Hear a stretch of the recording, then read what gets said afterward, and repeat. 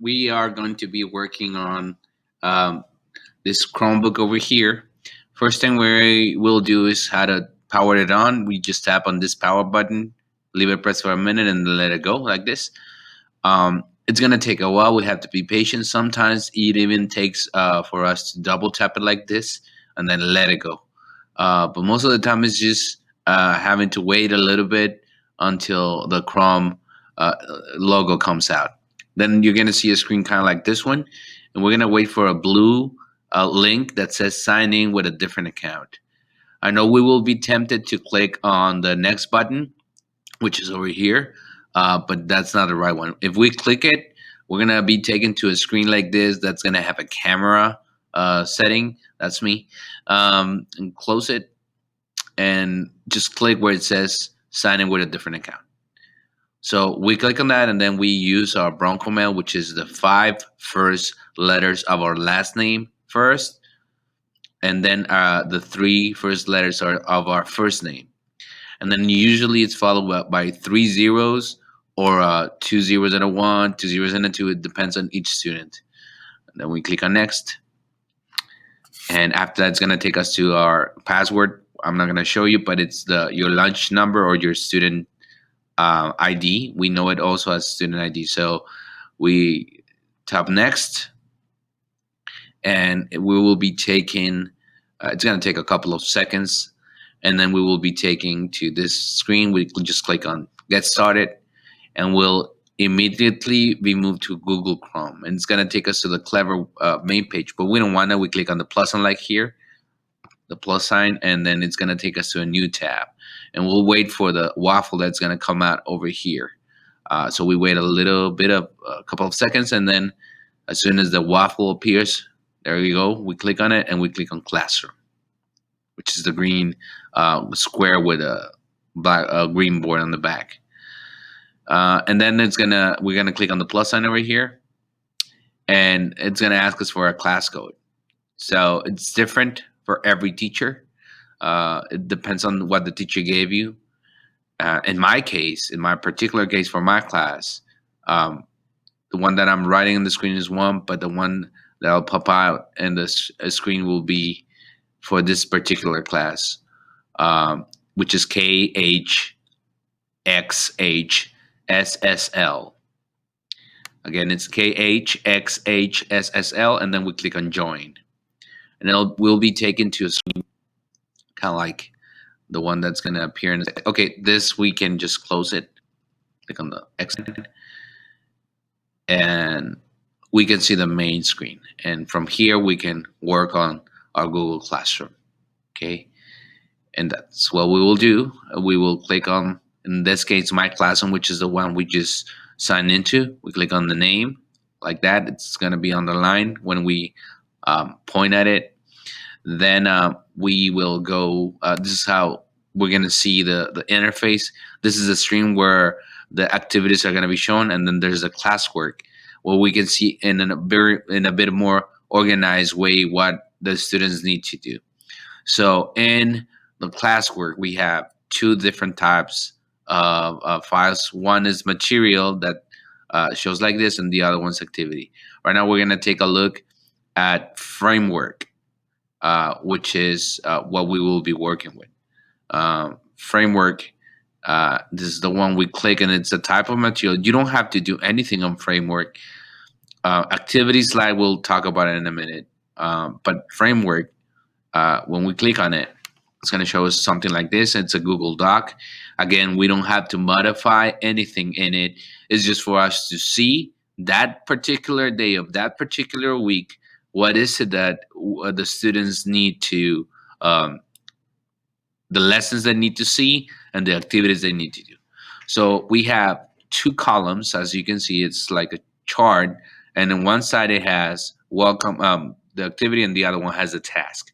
So we're going to be seeing different activities. For example, number one is welcome.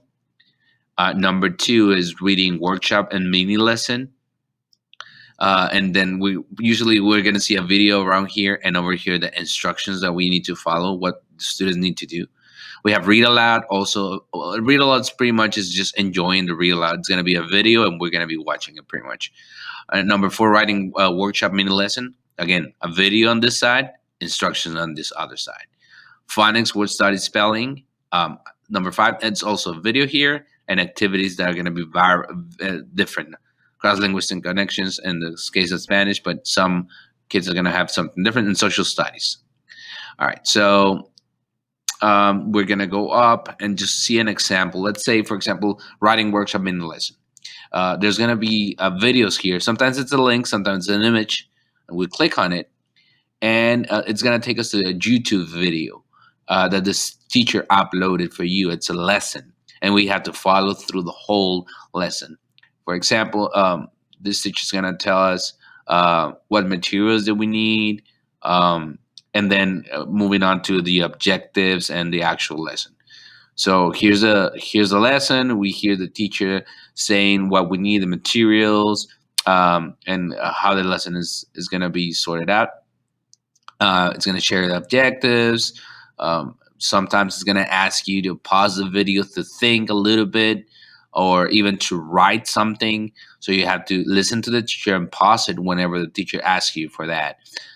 There's going to be videos sometimes that we have to listen and then maybe write answers, questions and answers about them. This is an example where the teacher tells you to pause the video and write something. So you'll see sometimes a pause button like that. That means that you have to pause the video and do something. And it gives you the whole instruction. And at the end, usually the teacher is going to tell you something that you need to do.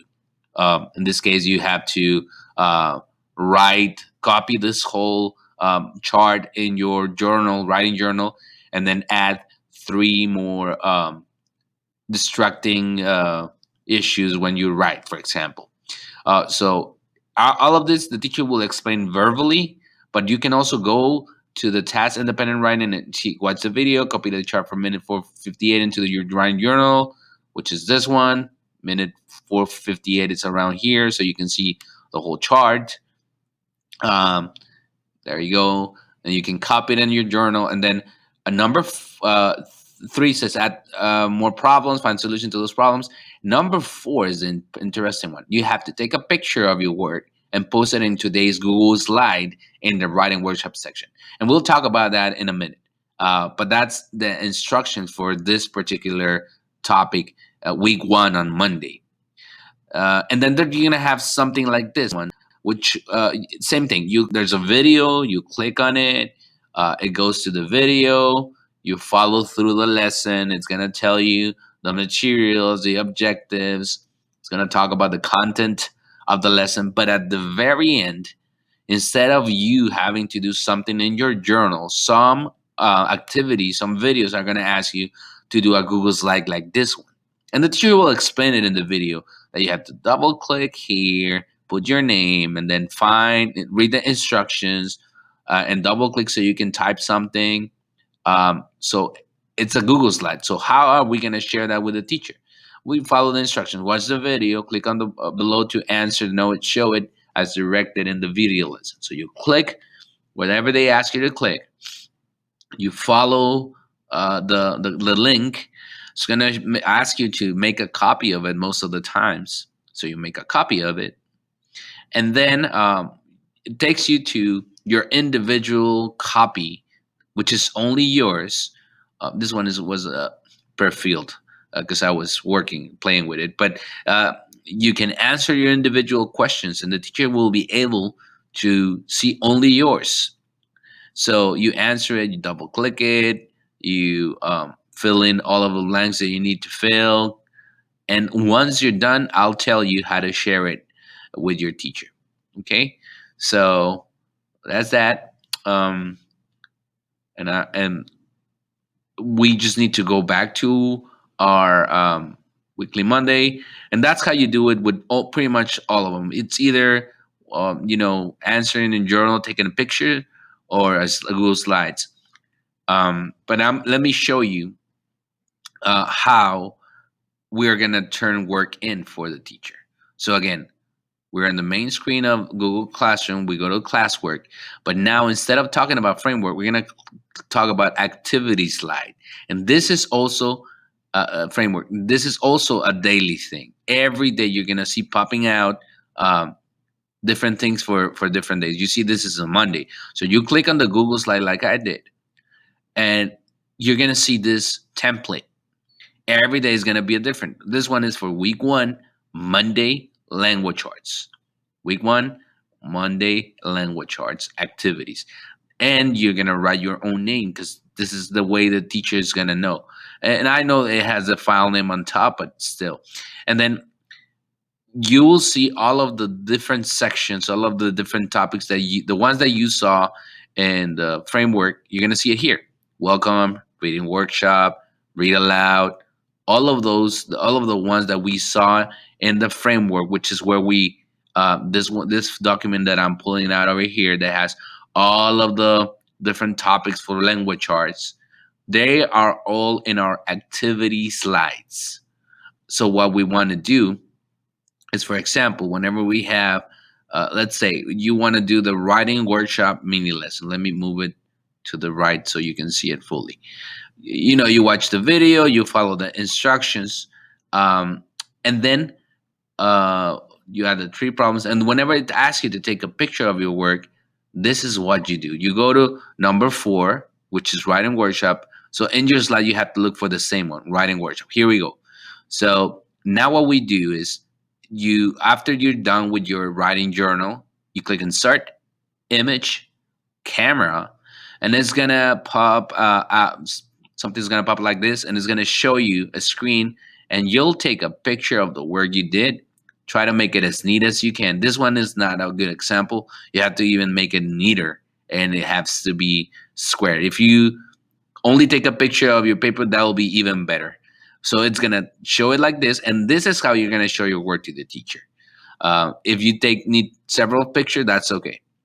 All right, and then what about when you do a slide, not something that you wrote in your notebook? So here's what you do: you select your slides already filled in, already completed. You click on Shift on this on the keyboard, and you select both of them.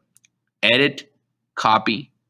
So you copy both of the slides, and you go back to your slides activity for that day. Remember, it's number 5. So let's go to number 5, where this is not it. 3, 4, 5. This is the one I need. So here I click on that slide, and then I click edit, and I paste the slides that I copied. Match styles with this presentation, and there we go. Now I turn in also my slides. This is how we are gonna be turning in work.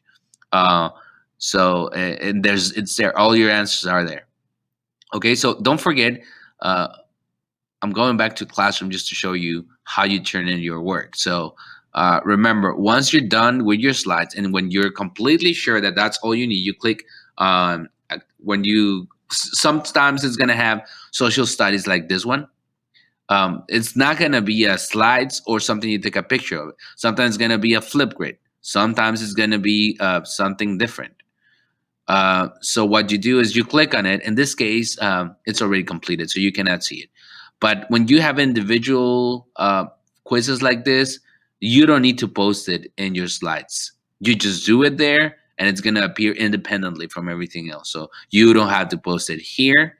That's gonna be done individually. Here, you only post the things that you do in your journal, or whichever is like. To turn it in, um, you want to make sure to do this. You click on view assignment, and this is super important. You have to turn in your work once you're done with for the day, because if you don't, your teacher's not going to be able to see it. Again, it's activity view, from that one, view assignment, and then turn in. That way your teacher knows that you're done with it, and it's gonna you tap on it, and it's gonna say turn in your work. Yes, you're sure, because you're done with all of the activities for the day, and it's turned in, and you're gonna see a lesson, a legend that says turned in. All right.